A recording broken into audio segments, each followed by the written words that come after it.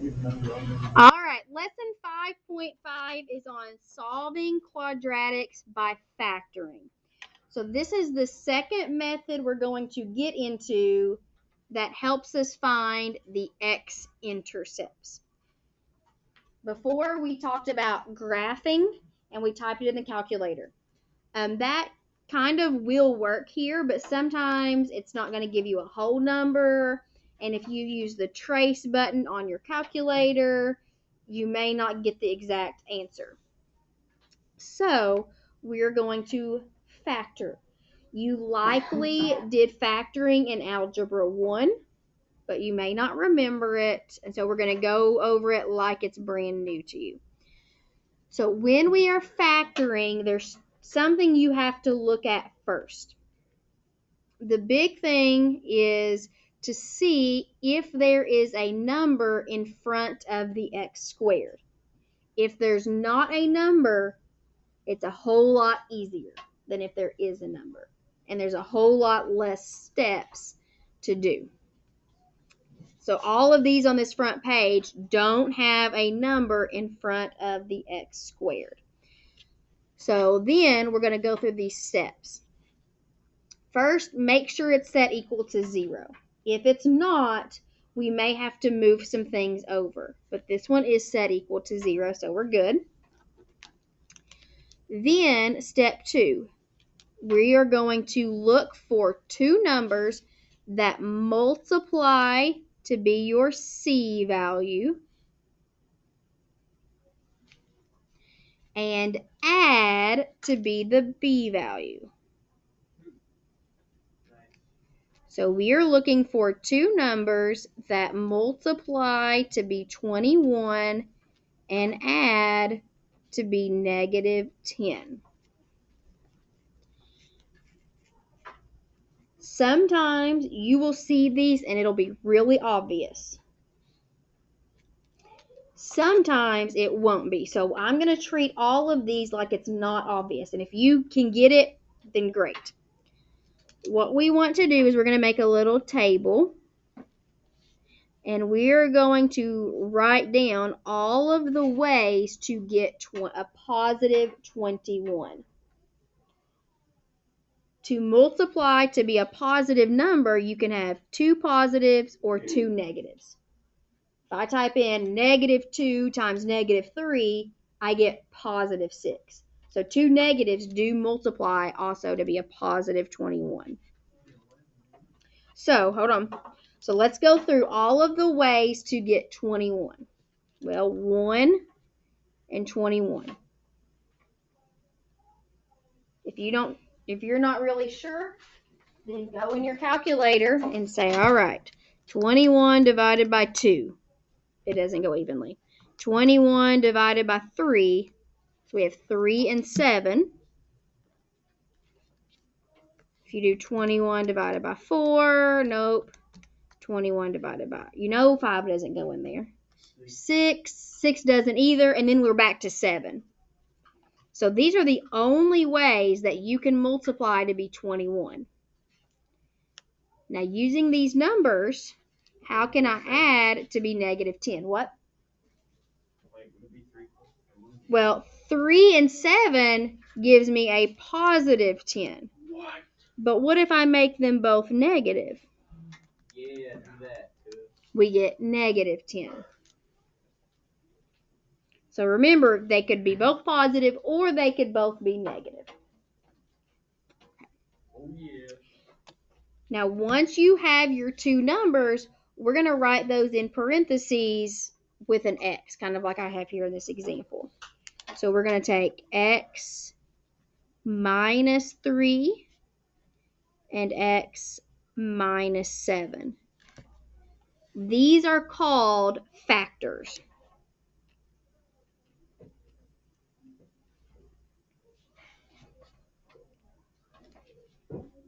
And in Algebra 1, you likely did this, but you stopped at this step. This was the process of factoring. Once you have a problem that is factored, we have one extra step to find the x-intercepts. we take each factor and set it equal to 0. So we say x minus 3 equals 0. And I'm going to solve this for x. This is just a one-step equation. How would I solve for x? Add 3 to both sides. And we get x equals 3.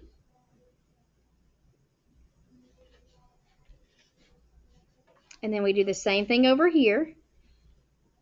X minus 7 equals 0. If I add 7 to both sides, we get x equals 7. Now, you may think that this step is unnecessary. You may be like, well, I'll just change this to a positive 3 and change that to a positive 7. That only works sometimes. That only works when there's no number in front of the x squared. And so I want you to be in the habit of always doing this. Otherwise, when you get to those harder problems, you'll try to skip it and it'll mess your answer up. So even though you think you know the final answer, I want you to show this step. So let's do number 2. It's set equal to 0. So we're going to look for two numbers that multiply to be what? 15 and add to be 8.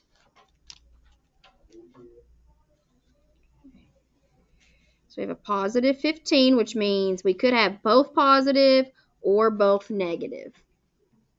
Yep. It is 3 and 5.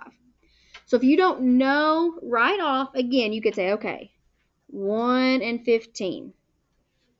Take your calculator.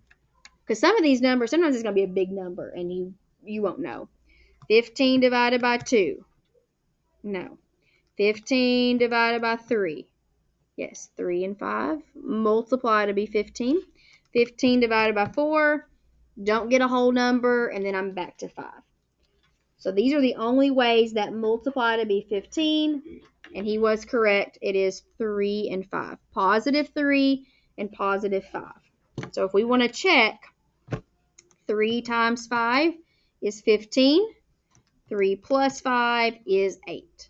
I always encourage you to check your two answers to make sure they multiply and add correctly. So then I'm going to write down my factors, x plus 3, because this is a positive 3, and an x plus 5.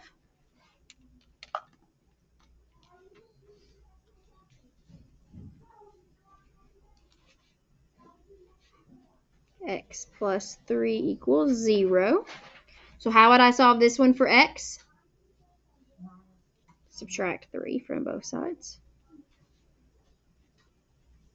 X equals negative 3. And x plus 5 equals 0. We would subtract 5 from both sides. And 0 minus 5 is negative 5.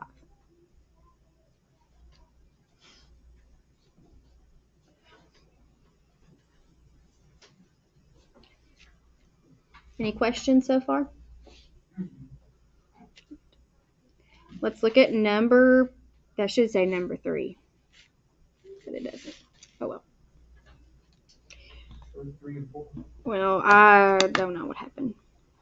All right, number 5. We are looking for two numbers that multiply to be what? Negative 80. And add to be what? Positive 2.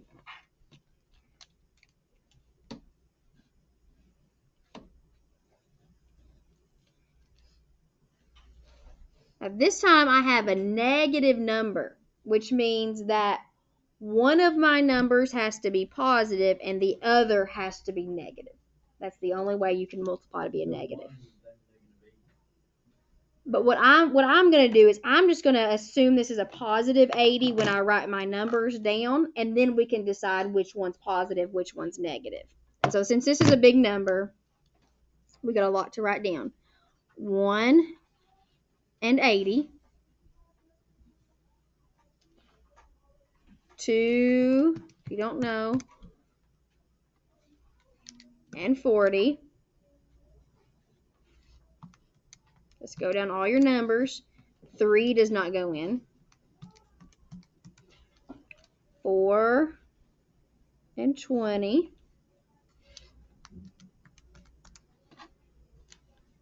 5 and 16.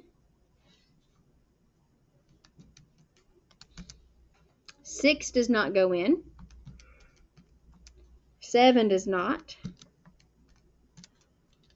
8 and 10. And then 9 does not go in, and then I'm at 10, and I've already got that one down.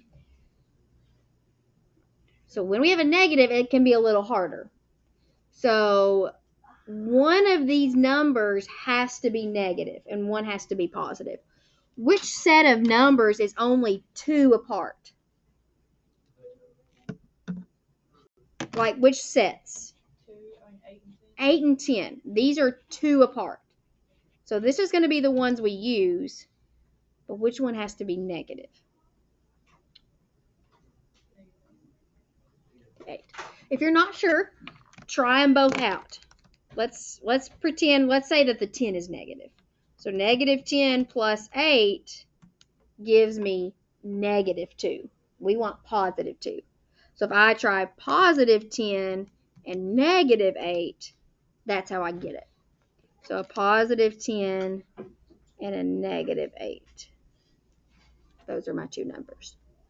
Sometimes this process might take you a little while until you if you you don't know your multiplication tables very well, if you're not good at just doing quick adding and subtracting, it might take you a while. Just use your calculator to test out the numbers. Okay, so then if we put it in factors, we have x minus 8 and x plus 10.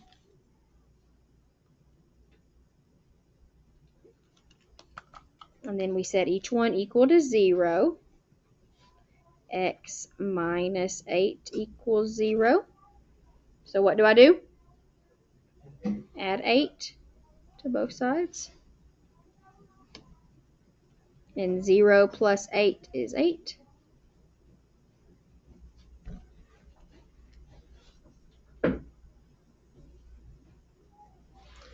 And then x plus 10 equals 0. If I subtract 10, get x equals negative 10. So let me show you this in the calculator. Here's another way, if you can't figure these 2 numbers out, you can kind of work backwards in the calculator. So I want everybody to go to y equals and type in x squared plus 2x minus 80.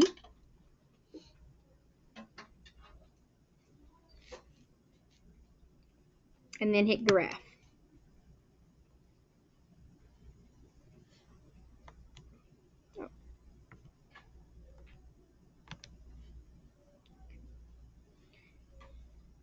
And look to see where it crosses the x-axis. So notice that it does cross at negative 10, which I've said, and it crosses at positive 8. So these numbers that you are finding, those are your x-intercepts. Negative 10 and 8. If your graph doesn't look like this, like if it's zoomed in, you can hit zoom 6 and it'll take you back to the standard window. Right. Number 6. We need 2 numbers that multiply to be what? 25. And add to be 10. Good. If you know those already, then great. You can go ahead and write your factors. But I'm going to do it this way. So 25 is 1 and 25. What else multiplies to be 25? 5 and 5, and that's actually it. You could go down, you could take 25 divided by 2, 25 divided by 3, 25 divided by 4. But this is it. So now, which of these add to get 10? 5 and 5. So we have x plus 5 and x plus 5.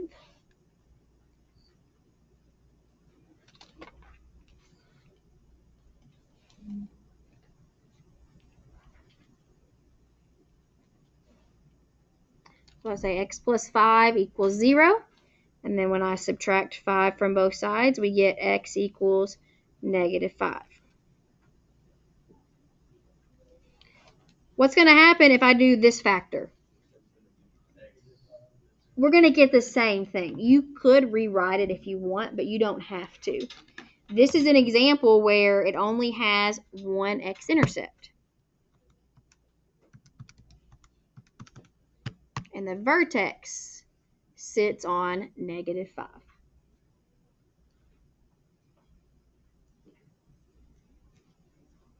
Any questions? All right. So let's do some examples. I'm just going